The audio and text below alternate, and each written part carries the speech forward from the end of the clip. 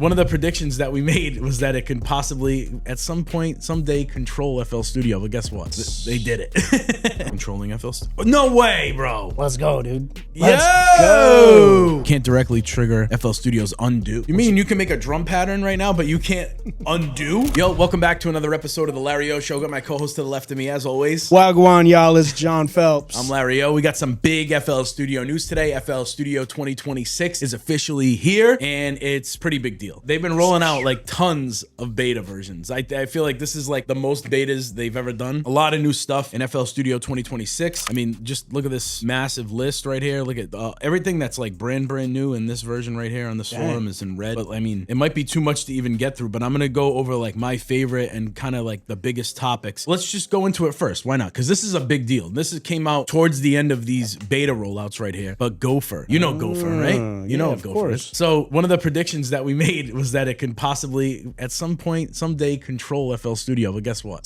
They did it. They did it. Yo. So it can control some features in FL Studio and plugins, in FL Studio and plugins. Yeah. So if you go to this some features tab, you can see what you can ask it. A lot of the stuff in here is like, why would I even ask it? But I could see that it's in that step. It's going in that direction of like, it'll do some real stuff soon. But tell me about my project. I don't really know what it would tell. Open piano roll. You could just click a button. Where is my play button? Start playback. But you have to type all these things in. Right. So it's like, why do those kinds of things? But then it gets a little bit better here. Add flex to the channel rack. Rename flex to bass. Reduce volume. And then imagine coming up with prompts that you could just like paste in every single session. Oh man, the possibilities are gonna be wild here. Well, yeah, because people are making prompts now where like you could copy and paste a whole thing and it would start up a whole like, give me a whole vocal chain for whatever. You know what I'm saying? So look, all right, so you go here and then you go to Gopher. And then you could say something like, I'm gonna open flex, get a space in, flex in my channel rack. Yo, Larry. I can't. What is going on? I think these keys are thinking too fast, yo.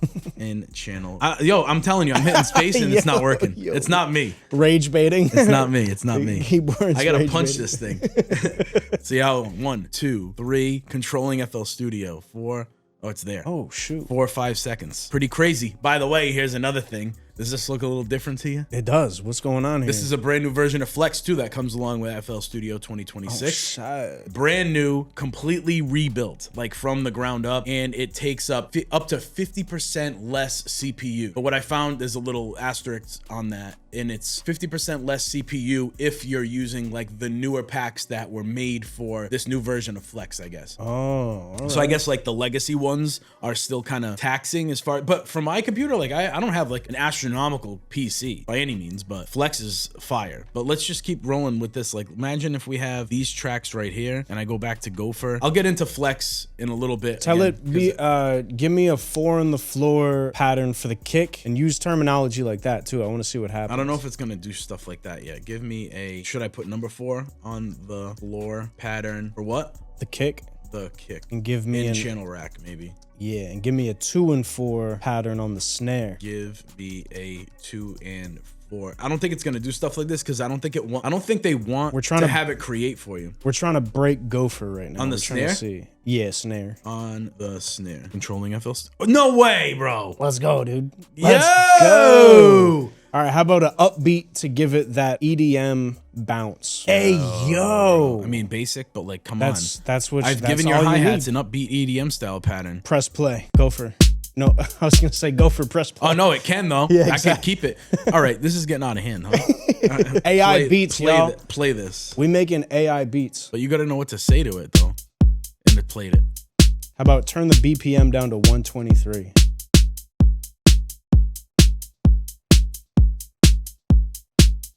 There it is. Yo. I haven't even gotten this far with it, like, because I've been up to date on all the beta and everything like that that's been coming through. I haven't done this stuff. All right, so now look at this. Send all of these to the mixer and name them how do you spell accordingly? Dingley. Dingley. You got most of it. Dingley. Allow route to channel. Yo, this is fire. Yes. Yeah, that shit took forever. Look at that, dude. How about, could you tell it to turn everything down to 50%? Oh, see, it's gonna asked me to, oh no, wait. I've turned all levels down. Oh wait, it did. Oh, but it did it on the mixer. You could probably have it do it on the channel rack if you ask it to. What if I did this? Again, like a lot of this stuff, it's easier to do it than kind of type it in. For sure. But what I'm thinking, and I said this in a video somewhere, imagine if you hook your microphone up and you say, hey, Gopher, blah, blah, blah, blah, blah, do this, X, Y, and Z. You can't directly trigger FL Studio's undo. You mean you can make a drum pattern right now, but you can't undo? So there's a limitation right now, but this is... Fair enough. Yeah, this is kind of crazy though, huh? Mm-hmm. So right off the bat, it can create a drum pattern for us, but with individual drums, that's how we did it so far. Who knows? You could probably say like take the drums and make me a drum pattern. Yeah. But you could do that with Loop Starter too, I guess. So that's kind of Interesting. wild, bro. Can you tell it to make like a trap drum pattern? I want to hear what a Gopher With trap beat. Binary. Look at all this shit. stuff, bro. You can click into a 16 step. So it's not going to make a pattern yet like that. But we gave it very specific instructions. You did anyway. Essentially, you're coming up with the idea. So I think right now there's that limitation of like, because I read it somewhere like that. I don't think they want to like just take away all the creativity. Like they want to do it to like make certain things easier and make your workflow easier. Like I can't wait. And I've tested this and it hasn't been able to do it yet, but I can't wait. One of the last episodes that we did where I was showing you like how I did all my stem separation. I mean, my stem like preparation for mixing. Imagine you bringing in 55 stems and just saying, Gopher, take all of these stems, gain stage each volume in the channel rack at 50%, put it on generic bleeding, normalize it, and send it to a mixer track and name it accordingly. Yeah. Every like single you session, could and then boom. prompt out the whole thing. And color code my mixer. Yeah, like you might want to take this off the record, but like, cause you want to do this, but like you could have templates of prompts to where it's just like load this up into Gopher and no more templates. All you got to do is copy paste, and people will have your. Bro, I've already been template. thinking about that. Like, what's my next thing? Like, I want to have a list of prompts. I think one of my next thing is like, how do you prompt it? How do you prompt Gopher? Right. I'll give you a full PDF on how to prompt it because I'm gonna go crazy with this. What if I said put a EQ2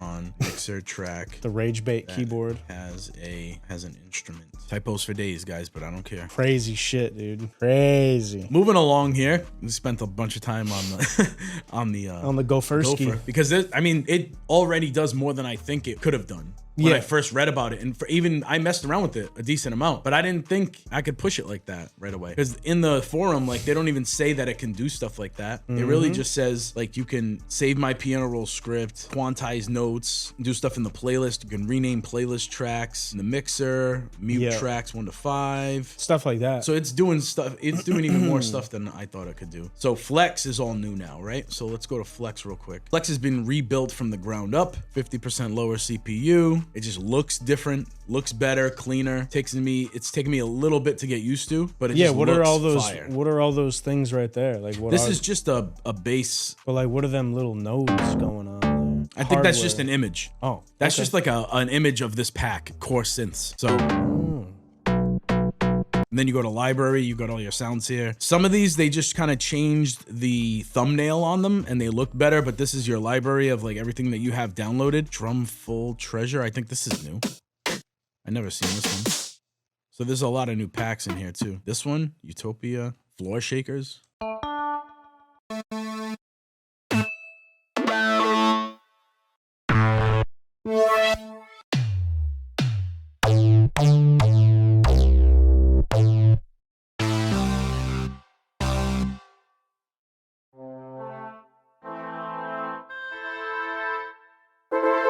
There was one, I think it was like Essential Brass or Core Brass. This is a new one that sounds really good. I like horns and brass, so I gravitate towards it. And if I ever see like brass, horns, anything like that, I go right to it. All right, quick restart, but while I'm restarting, I wanted to touch on this briefly. It's nothing insane, nothing crazy, but you got Launch Loop Starter here. I'm not sure if that was there before. Create Chord Progression, I think was here. This Remix of Song tab is brand new. And I got really excited about this when I seen it, but then when I clicked on it, I was like, all right, I get it.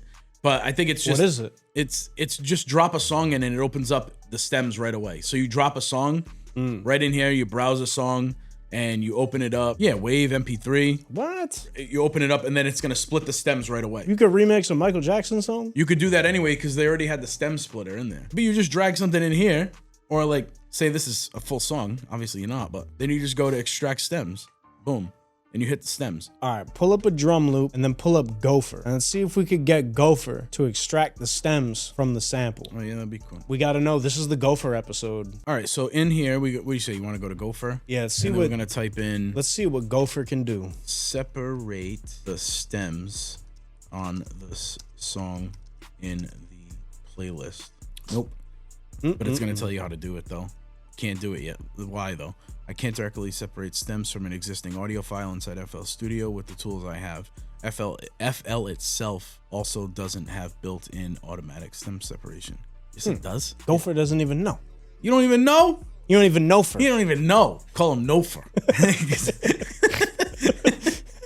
These are like my top 3, like, or top handful. I don't even know how many we're at right now, but my handful, like, top FL Studio 2026 features. So I'm not going to go into every single one. We just don't have enough time. But right here, this is big. So FL Cloud, you can now back up projects to FL Cloud. All customers get access to FL Cloud project backups. FL Cloud Free is 500 megabytes, Plus gets 5 gigabytes, and Pro gets 1 terabyte. You can use the file, save, and back up to FL Cloud. 1 terabyte's fucking great. That's good for audio. Yeah. That's good. Save and back up to FL Cloud.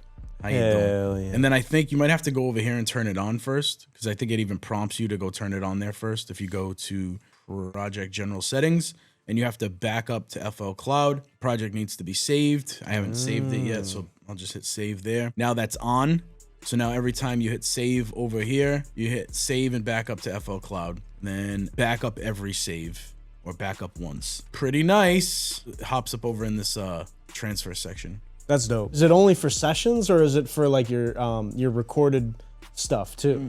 Sessions. Yeah. From what I'm seeing right now. It saves your, recorded samples and stuff locally. Yeah. Or whatever drive you got hooked up. No, wait. But it saves your projects to the cloud. No, it'll save the whole thing. Like, it'll take that whole, like, essentially like a zip loop package. It's zipping it. So it's saving the zip loop package right on the fly to the cloud. That's dope. So you'll have all your information in there and your samples. So if you go to somebody else's system, right, and you just log into your FL Cloud account, and you go in here and you go to transfers, I think you just go to transfers or projects and you open it up from there and you're good. I posted this on IG last week, I think. A lot of people were like, oh, like, what if the cloud goes down? I mean, still you should be backing it up to an external hard drive, 100%. Yeah. Do both. External, I think this cloud is for convenience, not for longevity storage that, you're going to be 80 years old and you're going to have these sessions.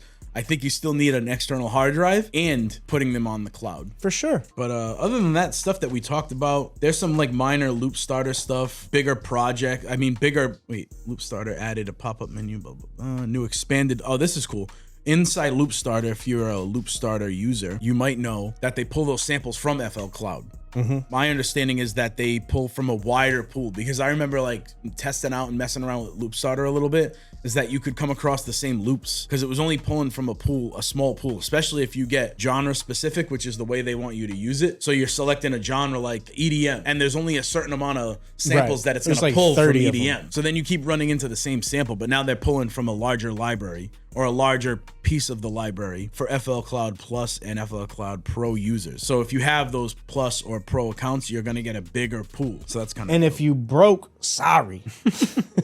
Honestly though, it's like not even that crazy of a price to be like with what they're offering. Because don't forget, like the AI mastering is in there still from day one pretty much with FL Cloud. You have stem separation is just in I think it's in everything. But you have all those samples.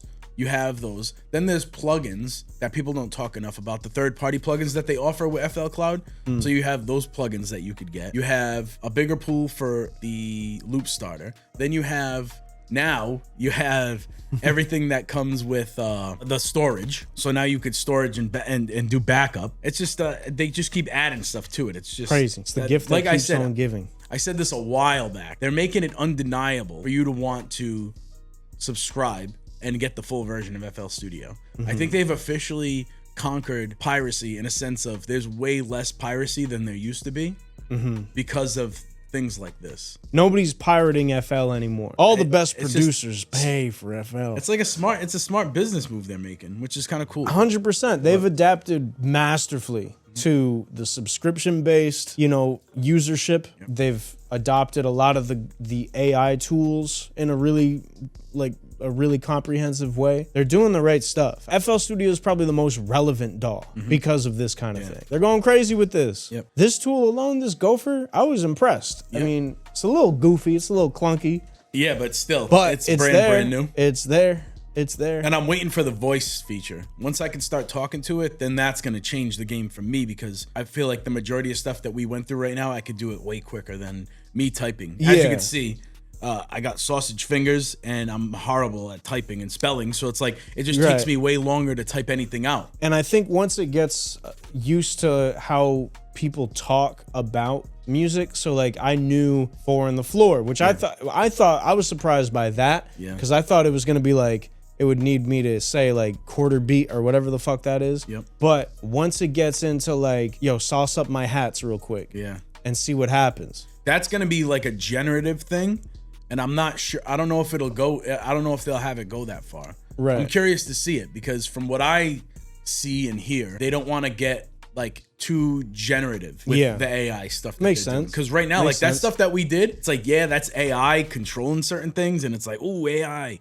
But it was well-informed prompts because we're producers. You know what I'm saying? And I think what's important about that is like, it's taking the part of producing that can be tedious and like you want to get back to like the music making, it's making that part like easier to get done. So like I made like 30 tracks and I gotta send them all to the mixer. I gotta dink dink. Can you tell it to generic bleed every sample? I tested that. It's not. That was the first thing I tested, bro. I bet it was. At my house, that was the first thing I tested. Generic bleed. It can't do that. It can't do it. No. But that's something that I think it will do. I can't wait for it, because like I said, that's gonna, you know how much time I spend if I get like a session. You could do that shit in your sleep. Oh, bro. I mean, I don't mind it, but just imagine. And then imagine going through and saying, yo, all the dead space, anything that's below a certain decibel and all of these audio clips. Scrub it out. Cut it. And crossfade them. Every single audio stem that I have in there, get rid of all the dead space below a certain decibel level, which is, whatever, because maybe there's background noise. If you tell it stuff like that, imagine, then it just goes through and goes, bam. Can you tell it to apply a noise gate or a noise suppressor? To like a certain track? It'll probably put the plugin on it. Let's see if I had to guess. I think it's going to put Fruity Limiter, and it's going to put the noise gate setting on the Fruity Limiter. Told you. Yeah, noise gate. I knew gate. it. I had a feeling. It didn't put it on though. It just it gave you the plugin you would use. Pretty cool. Okay, Gopher. Yeah, it didn't engage it with the threshold. He's a little helpful, I like it. That is cool. But yeah, I think we're out of time for today. I wanted to get into more than we did, but like, hey, it is what it is. We only have a certain amount of time, but I think we talked about the most interesting things that are coming or in FL Studio 2026 right now. Let me know what your favorite features are of 26. And if you haven't already, please make sure you like, comment, subscribe. And as always, share this with a friend if you get me.